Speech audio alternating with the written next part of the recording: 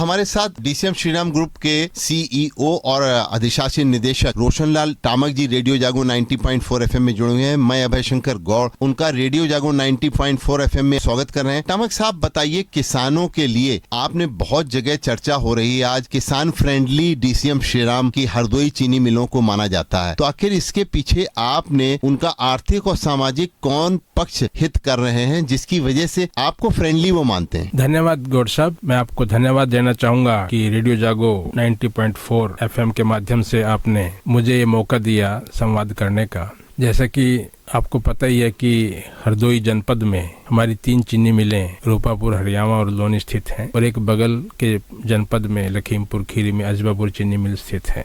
ये आसपास ही सारी फैक्ट्रीज हैं। जैसा कि आपने देखा होगा कि हम लगातार अपनी जो कैपेसिटीज हैं उसमें हम बढ़ोतरी करते आए हैं, जिससे कि गन्ना कृषकों को कभी भी गन्ने के सप्लाई को लेकर के कभी कोई दिक्कत ना आए। इसके साथ साथ हमने अपने बिजनेस को भी डाइवर्सिफाई किया है, जैसे एथेनॉल के प्लांट लगाए हैं और एक ऐसी व्यवस्था बनाई है कि जिससे कि हम गन्ना कृषकों को समय से हमेशा भुगतान करते रहें। आपने देखा है कि कभी भी गन्ना भुगतान में भी कृषकों को कभी समस्या यहाँ पर आती नहीं है। डीसीएम श्रीराम कृत संकल्प है इस क्षेत्र के चहुमुखी विकास के लिए, सामाजिक आर्थिक विकास के लिए, और निश्चित रूप से जो चीनी मिलें हैं वो स्थानीय अर्थव्यवस्था में एक बहुत महत्वपूर्ण रोल प्ले करती और लगभग 1800 करोड़ रुपए हम गन्ना कृषकों को हर साल देते हैं और आगे भी अभी लोनी चीनी मिल का विस्तारीकरण का कार्य जारी है और जैसे जैसे गन्ने की फसल बढ़ेगी हम चीनी मिलों का विस्तार करते जाएंगे। गन्ना कृषकों को मैं आश्वस्त करना चाहता हूं कि उनके गन्ने की खरीद को लेकर के और भुगतान को लेकर के वो बिल्कुल आश्वस्त रहें। चीनी मिल हमेशा ये हमारी प्रयास रहता है कि आपको किसी भी, चाहे गन्ने की खेती से संबंधित हो, गन्ने की खरीद से संबंधित हो, गन्ने के भुगतान से संबंधित हो, कभी आपको दिक्कत ना आए। अभी हाल में ही जैसे इस साल हमने तकरीबन 2000 टन की कैपेसिटी यानी कि 20,000 क्विंटल प्रतिदिन की कैपेसिटी लोनी चीनी मिल की बढ़ेगी, तो पिछले साल हमने अजबापुर की लगभग 30,000 क्विंटल प्रतिदिन की क्रय क्षमता बढ़ाई है। तो यदि मैं मोटे रूप में बताऊं कि हर काश्तकार को कितना गन्ना ज्यादा देना पड़ेगा, लगभग हर आदमी 15 से 20% अपना रकबा बढ़ाएगा तब गन्ने की आपूर्ति जो 20 बीघे में भी खेती कर रहा है वो 25 बीघे में खेती करे और न केवल अपना रकबा बढ़ाए, अपनी उत्पादकता भी बढ़ाए। ये तो आप दोनों बातें किसान के हित की बता रहे हैं, इसी से किसान प्रेरित रहता है। बिल्कुल, हमेशा से प्रयास रहता है, क्योंकि हम ये देखिए एक ही हम जिम्मेवारी समझते हैं अपनी, एक रिस्पॉन्सिबल कारपोरेट के नाते हम ये अपनी जिम्मेवारी समझते हैं कि इस क्षेत्र के विकास के लिए, जैसे शिक्षा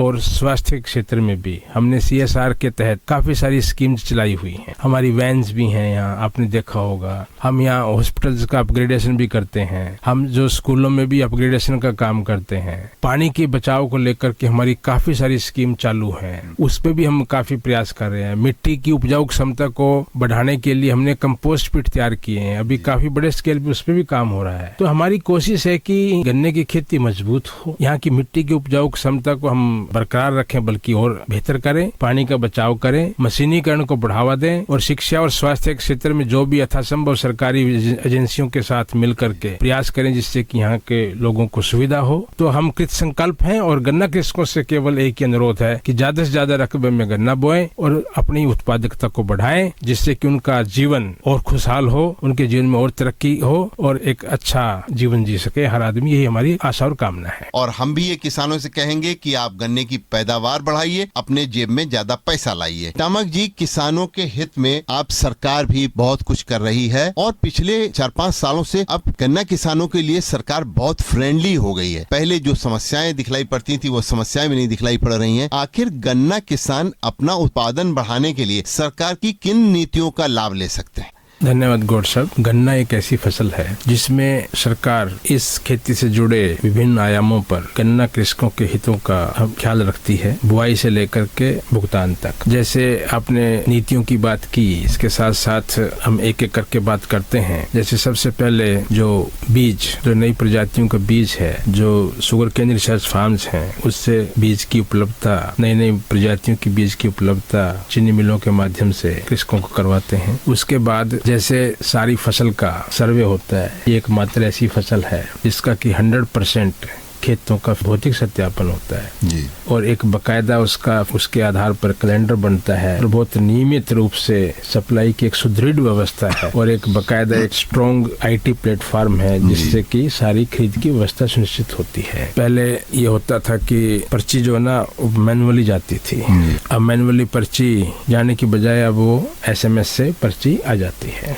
और एसएमएस से पर्ची आ जाती है तो उसमें भौतिक रूप से जाने की आवश्यकता नहीं है। तुलाई भी अब जो गन्ने की खरीद और तुलाई भी वैसे ही हो जाती है, भुगतान की इंटीमेशन भी मोबाइल के माध्यम से आ जाती है। चीनी मिल इसके अलावा जो भारत सरकार की कई सारी अच्छी स्कीम्स हैं जैसे सोलर पंप की योजना, कुसुम योजना, राष्ट्रीय कृषि विकास योजना, सब मिशन और मैकेनाइजेशन के नाम से ड्रिप इरिगेशन के लिए योजना है।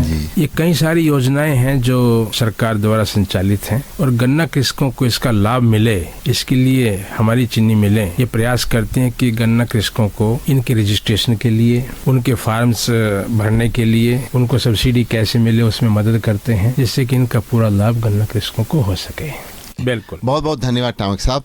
रेडियो जागो 90.4 FM की ओर से मैं अभय शंकर गौड़ आपको बहुत बहुत धन्यवाद देता हूं कि आप हमारे स्टूडियो में आए और आज आपने बहुत ही रोचक और बहुत ही अच्छी जानकारी हमारे किसानों को उपलब्ध कराई। धन्यवाद।